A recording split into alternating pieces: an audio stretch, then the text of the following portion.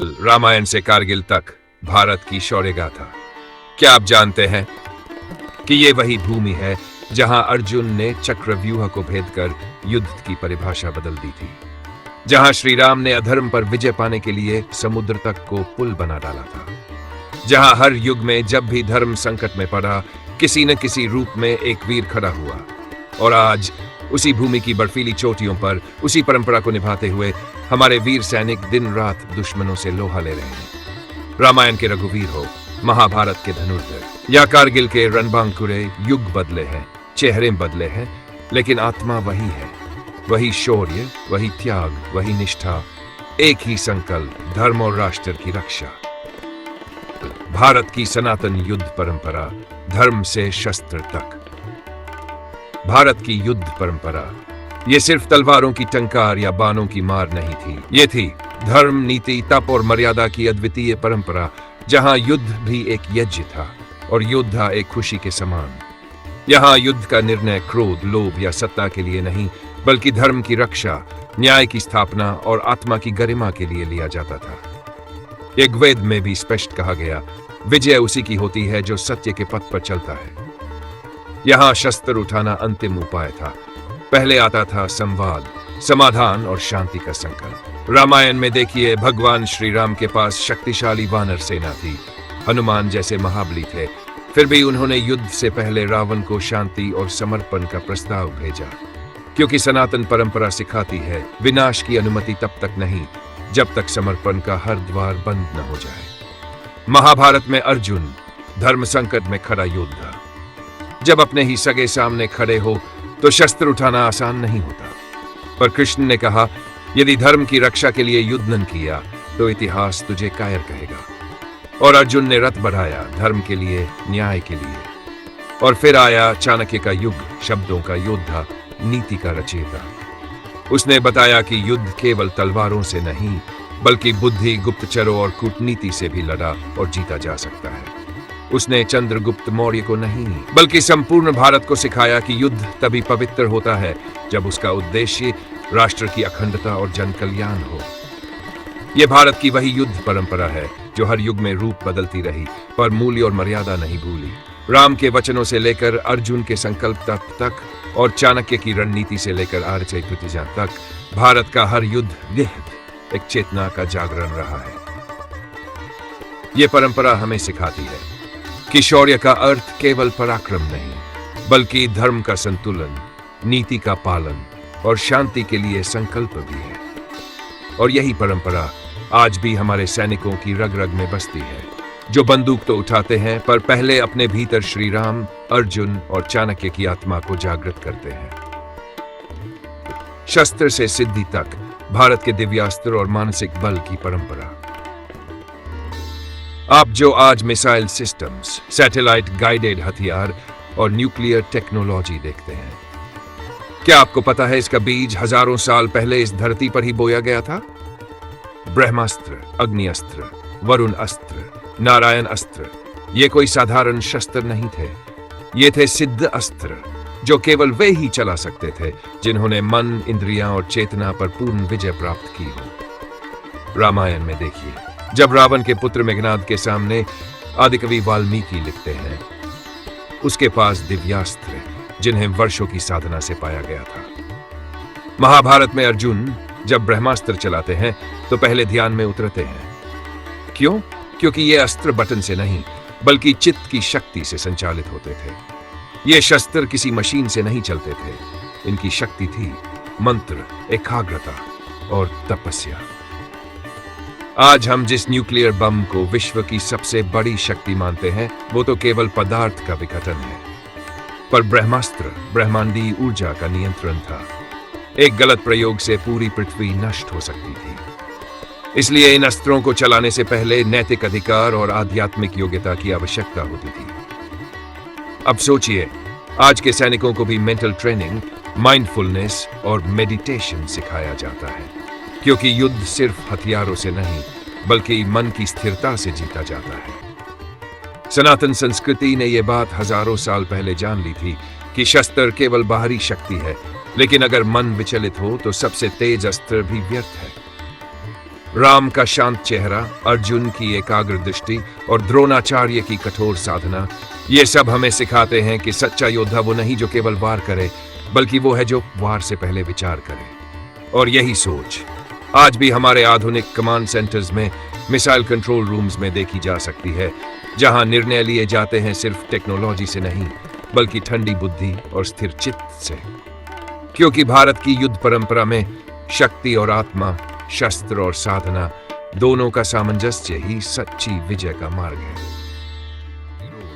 जब भारत का स्वाभिमान तलवार बन गया, इतिहास की धूल में कुछ नाम नहीं खोते, वे समय के सीने पर अपनी तलवार से अमिट निशान छोड़ जाते हैं। जब आक्रांताओं की सेनाएं विशाल थी और भारत के साम्राज्य बच चुके थे, तब भी कुछ दीपक ऐसे थे जो आंधियों से टकराए, चुके नहीं, बुझे नहीं।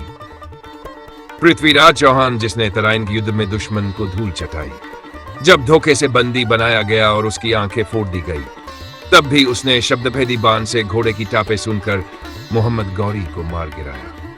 क्योंकि योद्धा की आंखें नहीं, उसका आत्मबल देखता है। फिर देखिए महाराणा प्रताप की वो रणभूमि जहां भूख प्यास से तपते हुए राणा ने अकबर की विशाल सेना को ललकारा। जब तक शरीर में प्राण रहे वह झुके नहीं, यहां तक कि जंगलों की घास खाई पर आत्मसमर्पण नहीं किया। छत्रपति शिवाजी महाराज, एक रणनीतिक योद्धा जिसने पर्वतों और किलों को हथियार बना लिया। उसने सिखाया कि युद्ध केवल ताकत से नहीं, बल्कि चतुराई और हौसले से भी लड़ा जाता है। छोटे छोटे गुटों में छापामार युद्ध चलाकर मुगल साम्राज्य की नींव हिला दी। और जब बात आती है बलिदान की पराकाष्ठा की, तो इतिहास थम जाता है गुरु गोविंद सिंह के सामने। चारों पुत्रों की शहादत दी, पर सिर झुकाया नहीं। जिन दो छोटे साहिबजादों को जिंदा दीवार में चिनवा दिया गया, उनकी मुस्कान आज भी हमारे रक्त में प्रतिशोध और धर्म की चिंगारी भर देती है। महारानी लक्ष्मीबाई, झांसी की रानी, जिसने नारी शक्ति की परिभाषा ही बदल दी। घोड़े पर पुत्र को बांधकर तलवार लेकर अंतिम सांस तक लड़ी। और कहते हैं जब वह वीरगति को प्राप्त हुई तो दुश्मन भी सिर झुकाकर बोले, यह तो राजा से भी बढ़कर निकली। यह है भारत का मध्यकालीन इतिहास, जहां हर युग में, हर कोने में कोई न कोई उठ खड़ा हुआ, स्वराज्य के लिए, धर्म के लिए और मां भारती की रक्षा के लिए। ये गाथाएं केवल इतिहास नहीं है, बल्कि वो प्रेरणा है जो आज भी हर सैनिक के खून में बहती है। क्योंकि भारत की मिट्टी वीरता के बीच से बनी है। हर बार जब कोई इसे रौंदना चाहे तो ये सिन्हा बनकर गरज उठती है। वीर रस से ओतप्रोत धीमी ढोल, नगाड़ा, शंखनाद और तलवारों की टकराहट की ध्वनि, भावुक क्षणों में बांसुरी या शोक गीत की पृष्ठभूमि। क्रांति से सेना तक राष्ट्रभक्ति की विरासत। 1947 वो साल नहीं, ये वह पल था जब भारत की आत्मा ने पहली बार विद्रोह की आवाज उठाई। मंगल पांडे की वो एक गोली सुनाई दी थी अंग्रेजों के सिंहासन तक। ये चिंगारी थी जिसने धीरे धीरे पूरे भारत को जगा दिया। वो कोई एक क्रांति नहीं थी, बल्कि एक चेतना थी। नाना साहब तात्या, रानी लक्ष्मीबाई, हर गली, हर जंगल, हर किले से वंदे मातरम की गूंज आने लगी। और जब वक्त आया कि यह आग लपट बने, तो एक नाम उठा जिसने क्रांतिकारी शब्द को ही सैनिक में बदल दिया। नेताजी सुभाष चंद्र बोस। उन्होंने कहा था, give me blood and I shall give you freedom. Azad Hind Fauj, Bharat की वो पहली सेना जिसका निर्माण स्वतंत्र भारत के लिए हुआ था। ये सैनिक जंजीरों से नहीं, जुनून से बांधे थे। बर्मा की लड़ाई हो या इंफाल की घाटियां, हर मोर्चे पर उन्होंने दिखाया कि भारतवासी गुलाम नहीं। उनका गीत, कदम कदम बढ़ाए जा, खुशी के गीत गाए जा, आज भी भारतीय सेना की नसों में बहता है। हर सैनिक जब बॉर्डर पर खड़ा होता है तो उसकी रगों में सिर्फ आधुनिक ट्रेनिंग नहीं, बल्कि वो विरासत होती है जो मंगल पांडे की गोली से शुरू हुई थी, नेताजी के जय हिंद से गूंज उठी और हर शहीद की कुर्बानी से सींची गई। क्या आप जानते हैं, आज की भारतीय सेना का साहस, संयम और संकल्प कहीं न कहीं उसी भाव से जन्मा है जो भगत सिंह के फांसी के फंदे में मुस्कुराता था, जो सरोजिनी नायडू के भाषणों में गरजता था और जो इन्हें के परेड ग्राउंड में झंडा फहराकर कहता था, दिल दिया है जान भी देंगे ए वतन तेरे लिए। यह है वो यात्रा जहां क्रांति से सेना बनी और सेना से बना सशक्त भारत। ये वर्दी केवल कपड़ा नहीं है, ये इतिहास की आग है जिसमें तपकर भारत आज भी अजेय खड़ा है। कारगिल, बर्फ में जली वीरता की ज्वाला। 1999 का वर्ष, जून की तपती दोपहरी में, जब समूचा देश गर्मी से राहत ढूंढ रहा था, तब हमारे जवान हिमालय की बर्फ से ढकी ऊंचाइयों पर दुश्मनों से दो दो हाथ कर रहे थे। यह कोई साधारण युद्ध नहीं था, यह युद्ध था विश्वास और विश्वासघात के बीच। पाकिस्तानी सैनिकों ने धोखे से नियंत्रण रेखा पार कर हमारे कारगिल की चोटियों पर कब्जा कर लिया। लेकिन उन्होंने एक भूल की। उन्हें नहीं पता था कि यह धरती वो है जहां अर्जुन ने गांडीव उठाया था, जहां राम ने धर्म के लिए युद्ध किया था। भारत के सैनिकों ने फिर से इतिहास रचा, बर्फ की गोद में, मौत की आंखों में आंखें डालकर। हथियार चलाने से पहले उन्होंने बोला जय माता दी, और फिर पर्वत की चोटी पर तिरंगा लहरा दिया। कैप्टन विक्रम बत्रा, शौर्य की मूर्ति। टाइगर हिल की ऊंचाई पर जहां सांस लेना भी कठिन हो जाता है, विक्रम बत्रा अपनी टुकड़ी के साथ चढ़े। गोली चल रही थी, बम बरस रहे थे, फिर भी वो बोले, ये दिल मांगे मोर। उनका ये नारा केवल युद्ध का जोश नहीं था, ये एक चेतावनी थी कि भारत का हर सैनिक दुश्मन को धूल चटाकर ही दम लेता है। घायल होने के बाद भी वे पीछे नहीं हटे, बल्कि आगे बढ़कर दुश्मनों के बंकर को ध्वस्त कर दिया, और फिर हिम की सफेद चादर पर लाल रंग के साथ तिरंगा फहराया। मेजर संदीप उन्नीकृष्णन, बलिदान की प्रतिमा। उनकी वीरता केवल कारगिल तक सीमित नहीं थी। 2008 के अप्रैल को जब मुंबई पर आतंक का साया था, तब ताज होटल की दीवारें गवाह बनी संदीप उन्नीकृष्णन की आखिरी लड़ाई की। उन्होंने कहा, ऊपर मत आना, मैं उन्हें संभाल लूंगा। और सच में उन्होंने अकेले दम पर अनेकों निर्दोष जानों की रक्षा की। ये कहानियां केवल वीर गाथाएं नहीं है, ये उस मिट्टी की पहचान है जहां पैदा होते हैं राम, अर्जुन, विक्रम और संदीप जैसे रणवीर। कारगिल की बर्फीली चोटियां आज भी हर सुबह सूर्य को देखकर शपथ लेती है, जब तक ये तिरंगा लहराता रहेगा तब तक भारत की शौर्य गाथा जीवित रहेगी। धर्मयुद्ध की चेतना, भारतीय सेना की आत्मिक शक्ति। भारतीय सैनिक के लिए युद्ध सिर्फ एक रणनीति नहीं, सिर्फ हथियारों का प्रयोग नहीं, बल्कि एक यज्ञ है, एक तप है, एक धर्म है। जब वह बर्फ में सीना तान कर खड़ा होता है तो उसकी बंदूक सिर्फ लोहा नहीं होती, वो बन जाती है भगवद गीता की तलवार, जिसे चलाने से पहले वह अंतर्मन से पूछता है, क्या ये धर्म है? सेवा परमो धर्म, सैनिक का जीवन मंत्र। हर सैनिक की छाती पर जो बैज चमकता है, उसमें केवल रैंक नहीं होती, उसमें छिपा होता है एक मंत्र, सेवा ही परम धर्म है। हर गोली, हर कदम, हर आदेश उस सेवा भावना से प्रेरित होता है जो श्री कृष्ण ने अर्जुन को गीता में दी थी। जब गीता युद्ध भूमि का मार्गदर्शन बनती है, आपको जानकर आश्चर्य होगा, भारतीय सेना के कई अधिकारी रणनीति से पहले गीता का एक श्लोक पढ़ते हैं, कर्मण्येवाधिकारस्ते मा फलेषु कदाचन। तुम्हारा अधिकार केवल कर्म पर है, फल पर नहीं। इस श्लोक के साथ वो 0 डिग्री की ठंड में जान हथेली पर रखकर बढ़ते हैं, बिना परिणाम की चिंता किए, बस धर्म निभाने के संकल्प में। जय माता दी जोश से पहले जप। जब ऊंची चोटियों पर चढ़ाई होती है, जब दुश्मन सामने होता है और सांसेज होती है, तब एक स्वर गूंजता है, जय माता दी। ये सिर्फ नारा नहीं, ये आत्मबल का विस्फोट होता है। ये वह शक्ति है जो शरीर को सीमा पर रखती है और आत्मा को मां भारती के चरणों में। अर्जुन से आजादी के रण तक योद्धा का बदलता रूप अरात्मा।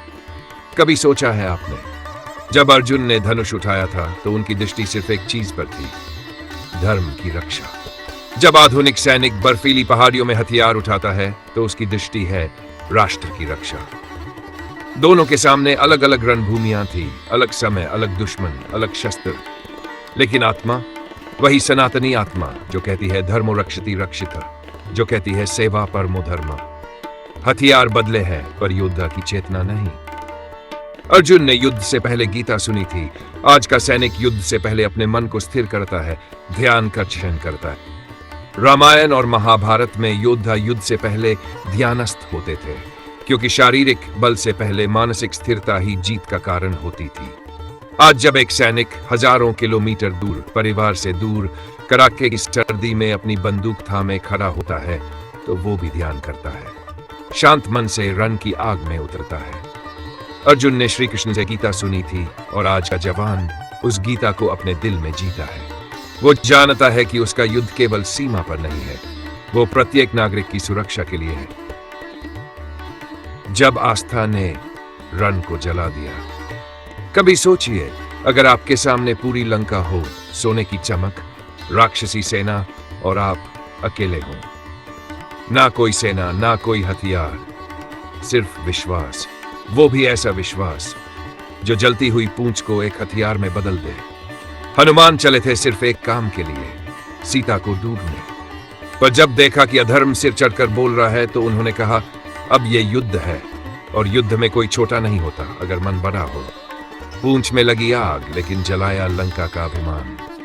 एक एक छत पर शौर्य की ज्वाला फैल गई और उसी क्षण सदियों बाद जब कारगिल की ऊंचाइयों पर गोली की बूंदें बर्फ में गिर रही थी तो एक और हनुमान चढ़ाई कर रहा था। नाम था कैप्टन मनोज पांडे।